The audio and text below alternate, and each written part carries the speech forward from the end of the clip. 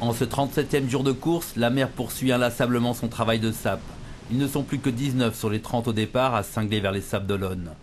Ce matin vers 6 h, c'était au tour de Mike Golding de perdre son mât. Il était en tête, cela pour la toute première fois. Son leadership n'aura duré que quelques heures. Je venais juste de renvoyer le Reacher. J'étais réveillé, en bas, en train de surveiller les instruments, quand le vent est remonté à plus de 40 nœuds. À peine arrivé sur le pont, j'ai entendu un grand bang. Le mât venait de tomber. Dans le même temps, Jean-Baptiste de Gentil décide de mettre le cap vers Port-Elizabeth, niché à la pointe de l'Afrique du Sud. Pilote en vrac, drisse de grande voile qui ne cesse de s'user, les soucis s'accumulent pour le Benjamin de la course. Impossible d'entreprendre sereinement une traversée de l'océan Indien dans ces conditions.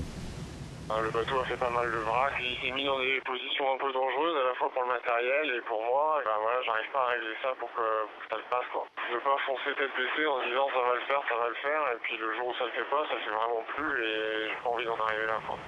Amertume pour les uns, bonheur pour d'autres. Il en rêvait, il l'a fait. Le revenant Michel Desjoyaux devient le 26e leader depuis le départ.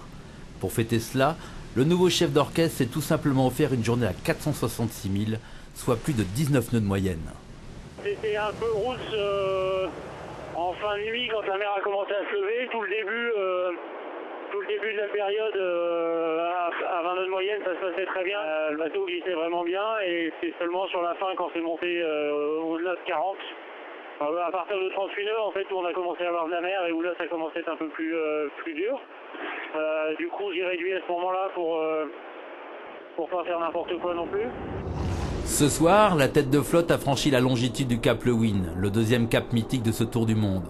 Le rythme a bien été terrible. Depuis le cap de Bonne-Espérance, 2 jours ont été rattrapés sur les temps de référence.